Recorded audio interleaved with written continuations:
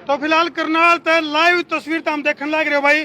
रोहतक में बहुत ही शर्मसार कर देने वाली घटना, 14 साल की एक बच्ची जिसके साथ की बहुत ही गलत हरकत, बहुत घटिया काम कराया गया, उसके ऊपर पूरे प्रदेश में फिलहाल जो है कोहराम मचा हुआ है।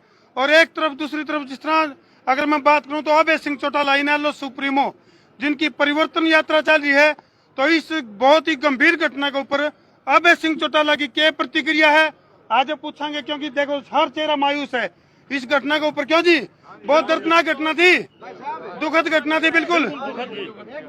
हाँ जी, आईडी है ना, इसको आईडी लेके बैठेगी जैसे बंसीलाल को शराब लेके बैठी, आईडी ने खत्म कर दिया पूरा। जो है इनेलो सुप्रीमो हरियाणा के कद्दावर नेता अभय सिंह चौटाला भाई, थोड़ा गुट करियो भी कर। फिलहाल लाइव तो हम जुड़ गए हो, और अभय सिंह चौटाला की क्या प्रतिक्रिया इस बारे में भाई किसी है आली नीचे आज भाई, क्योंकि पूरे हरियाणा को शर्मसार कर देने वाली घटना आया जिसने की पूरा हरियाणा में दाल बिठा दी है। इतनी दुखद घटना जिससे कि पूरा हरियाणा शर्मसार है। एक तरफ तो बेटी बचाओ और बेटी पढ़ाओ की बात करी जा रही है, ऊपर तो आऊंगे आन लग रहे हैं, यही आन लग रहे हैं कि लाइव चल रहा है, एक बार थोड़ा बता दो भाई, लाइव चल रहा है प्रोग्राम। तो फिलहाल दुखद तस्वीर पूरे प्रदेश के लिए। ईव लग तो दिल्ली का जो निर्भया कांड है, आज भाई आज ईव लग तो दिल्ली का जो निर्भया कांड है वो लोग भूले कौन थे। और फिलहाल ये दुखद तस्वीर और इनेलो यानी कि अभय सिंह चौटाला की परिवर्तन यात्रा, राम राम जी, इनेलो की परिवर्तन यात्रा, उसमें के किस तरह की भूमिका निभाओगी, बहुत ही दुखद तस्वीर। हाँ जी नेताजी राम राम जी, थोड़ा हाँ करियो जी कष्ट एक बार थोड़ा जी। हाँ जी नेताजी, रोहतक की बहुत ही शर्मसार कर देने वाली घटना प्रदेश में। एक तरफ तो उन लोगों की सरकार है जो न्यू कहें बेटी बचाओ बेटी पढ़ाओ, और दूसरी तरफ स्कूल की 9वीं क्लास में पढ़ने वाली बच्ची, और उसके साथ इतना निर्मम, इतना निर्दयी, इतना राक्षसी जो कृत्य करे जाओ है, और उसके बाद भी प्रदेश सरकार चुप बैठी है। उसमें जिस होटल में ले जाकर के जिस बच्ची के साथ बलात्कार किया गया जी, क्या मुख्यमंत्री उस पर भी बुलडोजर चलाएगा? ये बड़ा सवाल है सबसे पहली बात तो ये पूछने वाली है जी। कि अगर किसी पत्थर फेंकने वाले का घर पे बुलडोजर चलाता है जी, तो क्या किसी बेटी के साथ बलात्कार करने वाले लोगों के घरों पे भी बुलडोजर चलाएगा? जी, या उस होटल में जिसमें नाबालिग लड़की को लेकर के गए, जबकि कोई भी रूम बुक होता है उसमें पहले इस बात को आइडेंटिफाई किया जाता है कि ये बच्चे बालिग हैं नहीं है। जब एक नाबालिग बच्ची को ले जाकर के 5 लड़के उसके साथ रेप करते हैं जी, तो क्या सरकार उनके खिलाफ एक्शन लेगी? मुझे जो जानकारी मिली है उस होटल मालिक से उस इलाके का जो एसएचओ है जी, कहते हैं कि उसने उनसे 3 लाख रुपए ले लिए और ये कहा कि मैं तेरा नाम निकाल दूंगा इसमें। मुझे जो जानकारी मिली है, बात कहाँ तक सत्य है, मुझे उस लड़की के चाचा ने ये बात बताई। बिल्कुल जी, जो उस लड़की का चाचा है, जो हमारे आईएसओ का स्टेट का प्रेसिडेंट था पहले जी, उसने मुझे ये बात बताई। धर्मेंद्र हुड्डा हाँ, जी, अगर उसके खिलाफ इन्होंने कोई कार्रवाई नहीं करी तो फिर हम इसको दूसरे तरीके से जी, अपने पार्टी के तौर के ऊपर जी। सरकार को इसको सबक सिखाएंगे जरूरी से। अच्छा नेताजी, इसके गिले गिले डायल 112 की अगर मैं बात करूं, यानी कि एक तरफ तो सरकार ने कहा भी भ्रष्टाचार को खत्म कर देंगे और हर व्यक्ति को सुरक्षा प्रदान करेंगे। पानीपत के एक गांव में डायल 112 कराया जावा है, और डायल 112 उस पीड़ित परिवार की सुनने की बजाय उस किसान परिवार की उसे की लात गुस्से और डंडा से धुनाई कर दी है। सुरक्षा की बात आप कैसे कह सकते हो कि सरकार ये दावे तो कर रही है। मुख्यमंत्री तो ये कहता है कि मैं किस किस की सुरक्षा करूंगा। मानू का भी पुलिस सबको सुरक्षा दे सकता है, ये कहता है ना मुख्यमंत्री। बिल्कुल। जो मुख्यमंत्री लोगों को सुरक्षा नहीं दे सकता उसको मुख्यमंत्री के पद पे बने रहने का अधिकार नहीं है, उसको तुरंत पद छोड़ देना चाहिए। खुद के 700 तो 500 आदमी लेके चलता है और जहां जिस जिले में जाता है सारी पुलिस फोर्स को वहां खड़ा कर लेता है ले जाकर के। पीछे से अपराधियों के हौसले बढ़ जाते हैं। इसके खुद के हल्के की हालत ऐसी है जी। मैं काछवा गांव में था कल।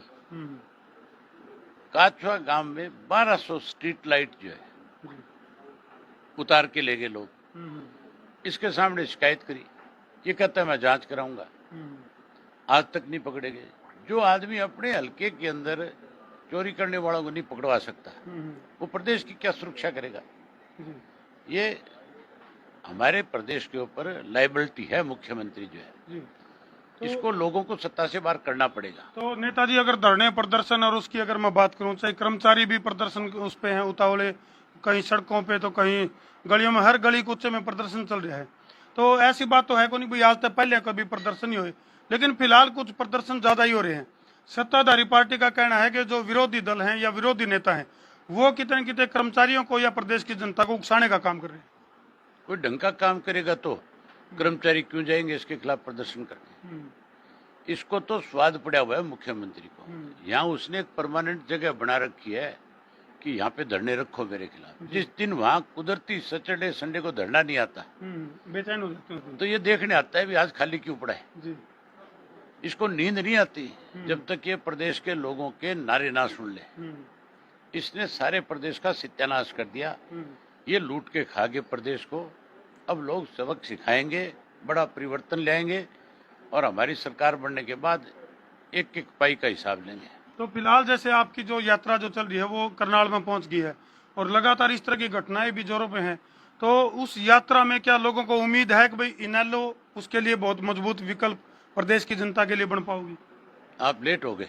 नहीं, अब तक तो लोग गए को नहीं जी, बाहर खूब भारी संख्या में। नहीं, जो खड़े हैं वो तो अलग बात है। जो शहर के अंदर से 5.5 किलोमीटर का हमारा मार्च था यात्रा का, वो देखने काबिल था। सैकड़ों जगह पे लोग फूल मालाएं लेकर के खड़े थे, इंतजार कर रहे थे यात्रा का, नारे लगा रहे थे, फूलों की बारिश कर रहे थे, आतिशबाजियां चला रहे थे, ढोल नगाड़े बजा रहे थे।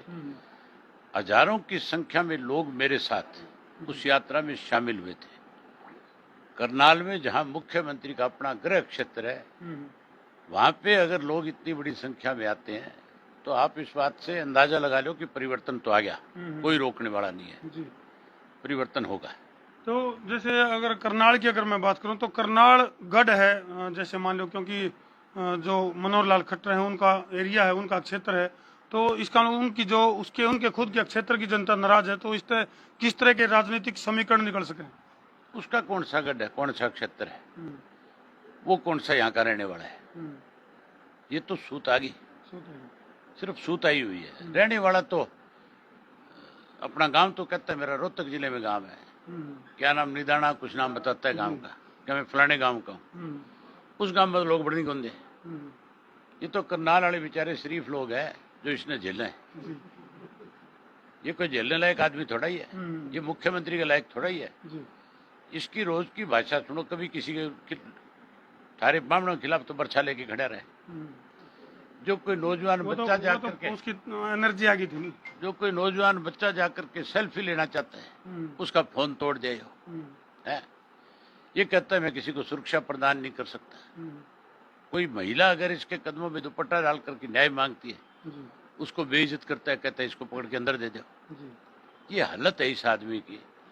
चलो, इसकी अगर सारी चीजों की एक फिल्म बनाई जाए और लोगों को दिखाई जाए, जाएगी। हाँ, सुपर डुपर जाएगी। अब मैं बनवाऊंगा इसकी। मैं निकलता ही नेताजी कह रहे हैं भाई, नेताजी ने कहा है मनोहर लाल खट्टर का ऊपर अगर मूवी बने तो गदर 2 तभी ज्यादा फेमस हो उसका नहीं पता जी। फेमस नहीं, लोग मूवी देखेंगे हर जमीन पे जूते मारेंगे, उसके तो मारे तो स्क्रीन टूट जाएगा।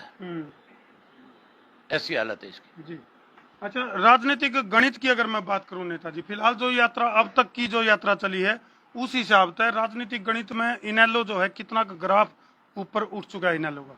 मैंने बताया तो है कि सन 1987 दोहराएंगे। हर हालत में इंडियन नेशनल लोकदल पार्टी सत्ता में आएगी। कांग्रेस बीजेपी सब इकट्ठे हो जाएंगे तो भी राज बनाएंगे। तो सत्ता में आने के पीछे आपका मकसद जो है वो सत्ता का सुख भोगना है या फिर इस तरह की घटनाओं के ऊपर रोक लगानी है जो रोहतक में घटना घटी है? चौधरी देवीलाल का एक नारा है जी, सत्ता सुख भोगने का साधन नहीं, सत्ता सेवा का एक साधन है। हम जहाँ लोगों को सुविधाएं देंगे वहाँ अपराधी तो देखने कोई नजर नहीं आएंगे। हरियाणा इतना बड़ा अंकुश लगा देंगे अपराधियों को। चलो, बहुत बहुत धन्यवाद जी। तो भाई ये थे इनेलो सुप्रीमो अभय सिंह चौटाला।